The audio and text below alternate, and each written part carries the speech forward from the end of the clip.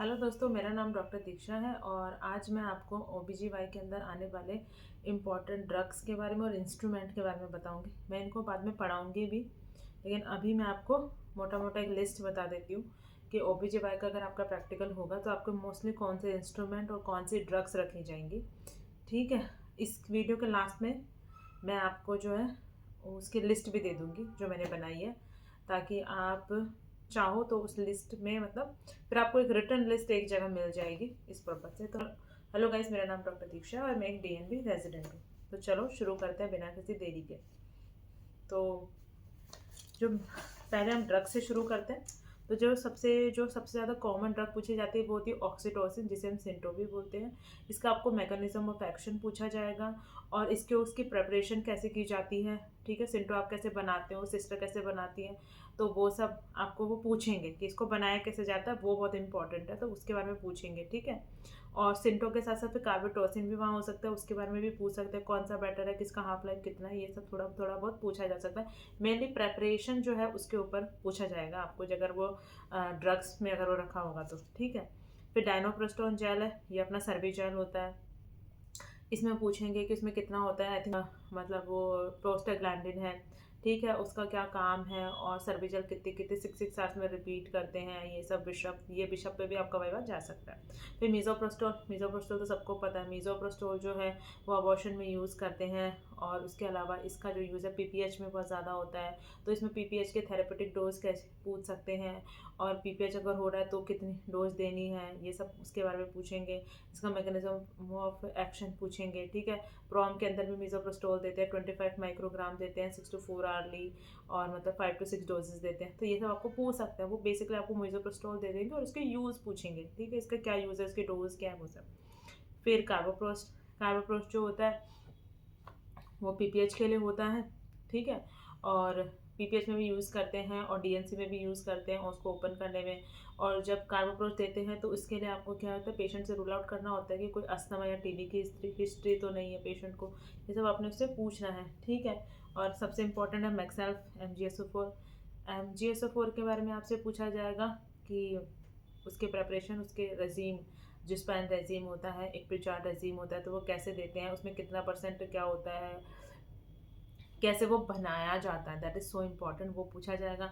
इसमें मैक्सेल्फ की टॉक्सिसिटी के बारे में पूछा जाएगा। उसका जैसे 4 to 7 मिली इक्विवेलेंट उसकी नॉर्मल रेंज है, उससे ऊपर हो गया, नीचे हो गया, कब क्या होगा, रेस्पिरेटरी डिप्रेशन कब होता है। ठीक है, मैक्सेल्फ की टॉक्सिसिटी हो गई है तो आपने क्या देना है, मैक्सेल्फ को आप नेक्स्ट डोज देनी है कि नहीं, आप कैसे मतलब बताओगे कि वो नेक्स्ट डोज उसको देनी है कि नहीं। तो बेसिकली टॉक्सिसिटी जो है वो इंपॉर्टेंट, तो उसके लिए आप रेस्पिरेटरी रेट देखते हो, यूरिन आउटपुट देखते हो और नी जग देखते हो। तो अगर वो सब ठीक होता है तो आप नेक्स्ट डोज दोगे, मतलब ये सब होता है। ठीक है, उसके अलावा मैक्सेल्फ बहुत इंपॉर्टेंट है। मैक्सेल्फ की टॉक्सिसिटी हो जाती है तो उसको कैल्शियम ग्लूकोनेट देते हैं, वो कैसे देते हैं वो आपसे पूछा जाएगा। ठीक है, उसके बाद लेबेटोलॉल की जो है डोज के बारे में पूछा जाएगा।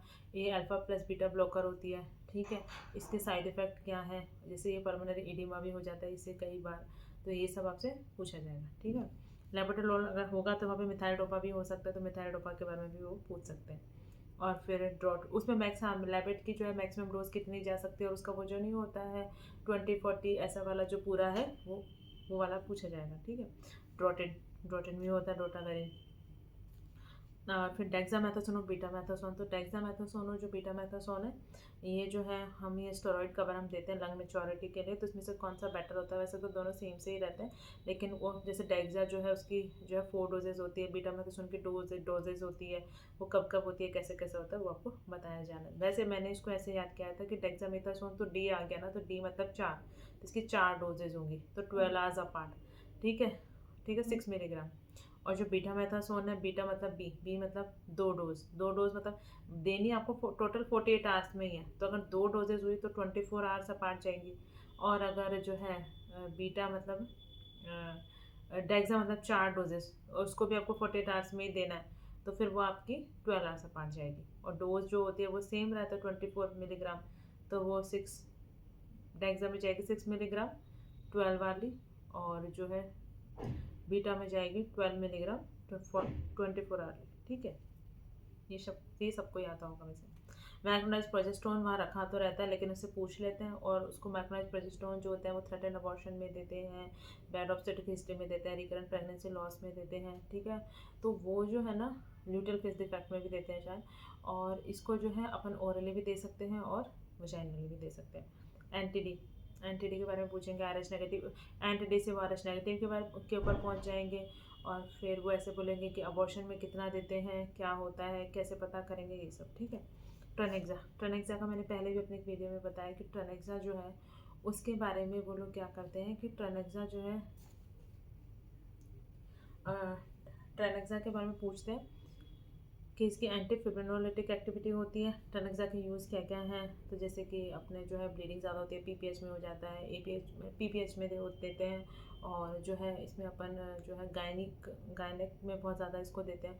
प्लस इसमें जो है ट्रनेक्सा का आजकल पीपीएच में जो नई गाइडलाइन आई है वो मैंने आपको पहले भी बताया, वो पढ़ के जानी है, ठीक है। कॉन्ट्रासेप्शन आप सबको पता ही है, उसके अंदर ऑसिपिल्स होगी, उसके अंदर जो है इसके contraceptive benefit, non contraceptive benefit, अगर कोई दवा मिस हो गई है तो फिर कैसे करना है, उसको कैसे लेना है, कब ले सकते हैं, ये सब के ऊपर पूछा जाएगा, ठीक है। और उसके ऊपर कॉपर्टी का मैंने आपको बताया था, नो टच टेक्निक, वो ज़रूर करके जानी है, ठीक है, वो पूछ सकते हैं, ठीक है।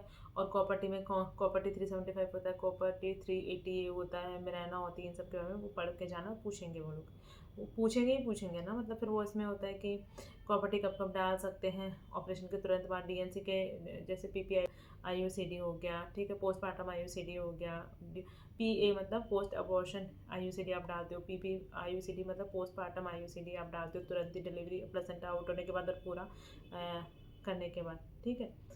उसके बाद जो कॉन्डोम का मैंने बताया था, कॉन्डोम के बारे में पूछेंगे, उसमें जो है उसके कॉन्ट्रासेप्टिव बेनिफिट तो सबको पता है, तो उसके बारे में नहीं पूछेंगे, वो उसके एक्स्ट्रा बेनिफिट जो होते हैं, जैसे पीपीएच में कॉन्डोम कैथेटर वगैरह होता है, उन सब के बारे में पूछा जाएगा, ठीक है। उसके बाद अंतरा, सहेली, इनके डोजेस वगैरह, इमरजेंसी कॉन्ट्रासेप्शन, यूनिप्रिस्टल वैसे रखते तो नहीं बट हो सकता है, ठीक है। यूएसबी मेथड के बारे में थोड़ा बहुत बोल सकते हैं। मिफेप्रिस्टोन, मिफ़ी जो होती है वो अबॉर्शन में भी यूज़ होती है, वो प्राइमिंग के लिए भी यूज़ होती है, और 200 मिलीग्राम उसकी डोज होती है, ये सब, ठीक है।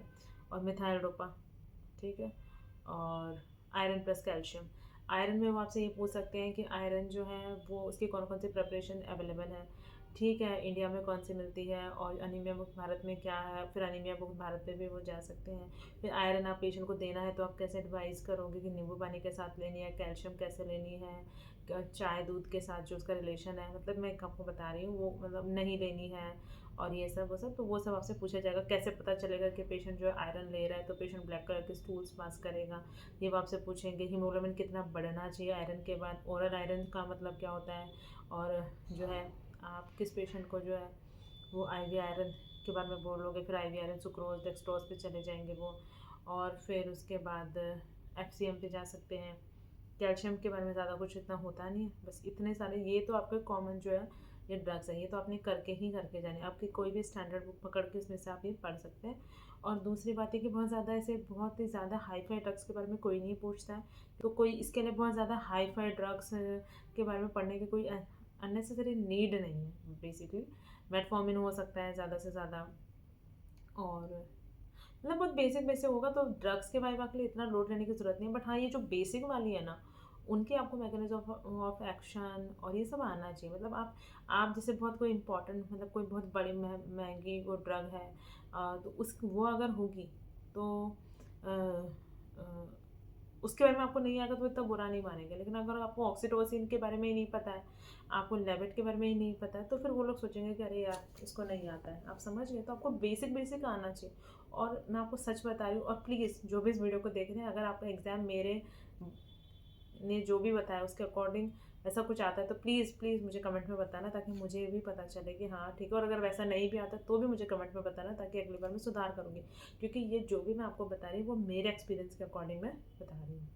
थैंक्स फॉर वॉचिंग, और मुझे बताइएगा अगर मेरे को टाइम मिलेगा तो मैं इसके ऊपर एक वीडियो भी बनाऊँगी ड्रग्स के ऊपर। बट कल मेरी ड्यूटी है तो मैं नहीं बना पा रही हूँ। बाकी मैंने कॉमन ड्रग्स आपको बता दिए। थैंक